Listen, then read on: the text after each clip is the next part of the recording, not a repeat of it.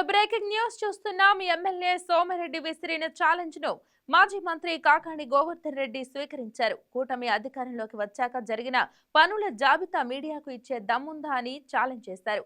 సోమిరెడ్డి అధికారంలోకి వచ్చిన దగ్గర నుంచి ఎంత అవినీతికి పాల్పడ్డారో తేల్చాలని కాకాణి గోవర్ధన్ రెడ్డి డిమాండ్ చేశారు.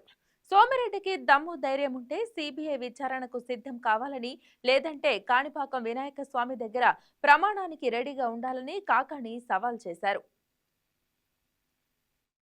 కార్యాలయం అంటేనే నెల్లూరు జిల్లాలో అసహ్యంగా మాట్లాడుకునేటువంటి పరిస్థితి. నేను మొన్న ఎప్పుడో పాపం చాలా రోజుల తర్వాత మా బ్రూస్లీ ఒక విలేకరుల సమావేశం ఏర్పాటు చేసి సరే అనేక రకాలైనటువంటి ఛాలెంజ్లు విసరడం జరిగింది. నేను అందుబాటులో లేను, హైదరాబాద్లో ఉన్నాను కాబట్టి కాస్త ఆలస్యంగా ఈరోజు వచ్చిన వెంటనే ఈ మీడియా సాక్షిగా ఆయన ఇచ్చినటువంటి ఛాలెంజ్లకన్నిటికీ సమాధానం చెప్పాలనేటువంటి ఆలోచనతో ఈరోజు ప్రత్యేకించి ఈ సమావేశాన్ని ఏర్పాటు చేయడం జరిగింది.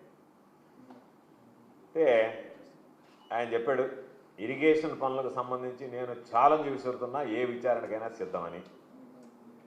నేను చెప్పేది సరే ఏ పుణ్యాన ఇరిగేషన్ అనేటువంటిది దాని మీద నీ ప్రతాపం చూపడం మొదలుపెట్టావో, నీ ఆధీనంలోకి తీసుకున్నావో, ఇరిగేషన్ కార్యాలయంలో జరగకూడనటువంటి అనేక రకాలైనటువంటి సంఘటనలు జరుగుతున్నాయి. నిన్న కూడా ఒక సంఘటన జరిగింది అని చెప్పి అందరూ కూడా దౌర్భాగ్యం ఏంటంటే దాని గురించి అసహ్యంగా మాట్లాడుకునేటువంటి పరిస్థితి. ఇరిగేషన్ శాఖ కార్యాలయం అంటేనే నెల్లూరు జిల్లాలో అసహ్యంగా మాట్లాడుకునేటువంటి పరిస్థితి ఏర్పడింది.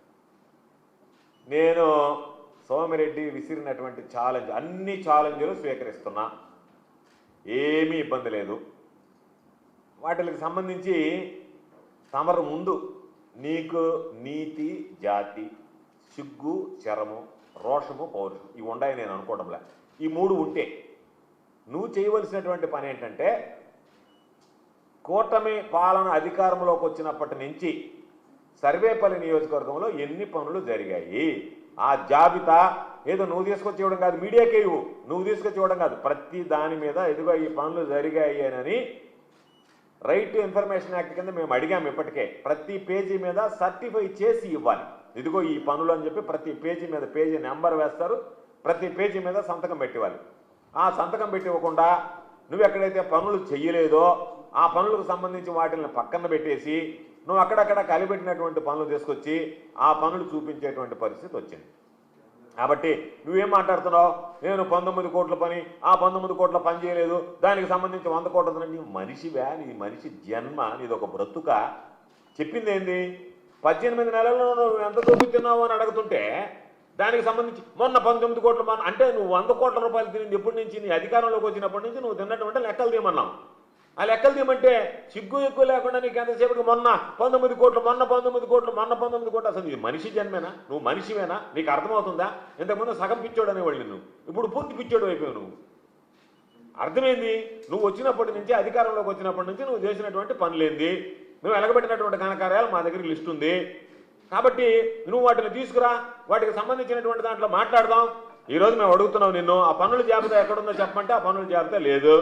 కాబట్టి నువ్వు వచ్చినప్పుడు ఆ నుంచి పనుల జాబితా ప్రతి పేజీ మీద సంతకం పెట్టి ఈరోజు విడుదల చేసేటువంటి ధైర్యం, దమ్ము నీకుందా? ఇస్తే మీడియాకి సంబంధించి దానికి సంబంధించి నువ్వు చెప్పినట్టే మేమేమన్నాం, కనుపూరు కాలువ దగ్గర నువ్వు చేసినటువంటి పనులు పరిశీలించడానికి వస్తానని చెప్పాం. దాంట్లో ఏం తప్పులేదే.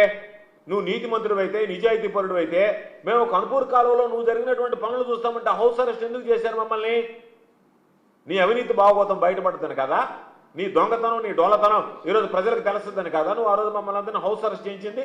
లేకపోతే కనుపూరు కాలువలో నువ్వు చేసినటువంటి అంత నాణ్యతా ప్రమాణాలు పాటించి నువ్వు పనులు చేసుంటే ఆ పనులు చూడడానికి మేము వస్తే నీకు వచ్చినటువంటి నష్టమో అభ్యంతరం ఏందో చెప్పు. దాన్ని పక్కన పెట్టి ఈరోజు లేదు నేను అటు చేశాను ఇటు చేశాను అని చెప్పి నువ్వు మాట్లాడటం కాదు. కాబట్టి పనుల జాబితా బయటకు తీసుకురా, ఒక 2 ఎక్స్పర్ట్లను పెడదాం. నీ పక్క నుంచి ఒక ఎక్స్పర్ట్ని పెట్టు, మా సైడ్ నుంచి ఒక ఎక్స్పర్ట్ని పెడదాం. దానితో పాటు ఈరోజు మీడియాని తీసుకెళ్దాం, మనం కూడా పోదాం. ఇప్పుడు ఈరోజు నువ్వు చెప్పావు నేను పనులు చేశానని, ఇల్లుంది, నేను కన్స్ట్రక్షన్ చదువుకున్నా, నీ అంత పెద్ద ఇంటర్మీడియట్ లాగా చదువుకోకపోయినా నేనేదో మా తల్లిదండ్రులు ఇంజనీరింగ్ దాకా చదివిచ్చారు నన్ను. పోదాం. పోతే నీ దొంగతనం అంతా బయటపడుతుంది. చిగ్గనే ఉండాలి నీ బతుకు, నువ్వు దగ్గర బ్రతుకు, నువ్వు మాట్లాడుతున్నావు. నేను మొన్న ఎప్పుడో పాపం చాలా రోజుల తర్వాత మా బ్రూస్లీ ఒక విలేకరుల సమావేశం ఏర్పాటు చేసి సరే అనేక రకాలైనటువంటి ఛాలెంజ్లు విసరడం జరిగింది. నేను అందుబాటులో లేను, హైదరాబాద్లో ఉన్నాను కాబట్టి కాస్త ఆలస్యంగా ఈరోజు వచ్చిన వెంటనే ఈ మీడియా సాక్షిగా ఆయన ఇచ్చినటువంటి ఛాలెంజ్లకన్నిటికీ సమాధానం చెప్పాలనేటువంటి ఆలోచనతో ఈరోజు ప్రత్యేకించి ఈ సమావేశాన్ని ఏర్పాటు చేయడం జరిగింది. అయితే ఆయన చెప్పాడు ఇరిగేషన్ పనులకు సంబంధించి నేను ఛాలెంజ్ విసురుతున్నా ఏ విచారణకైనా సిద్ధమని.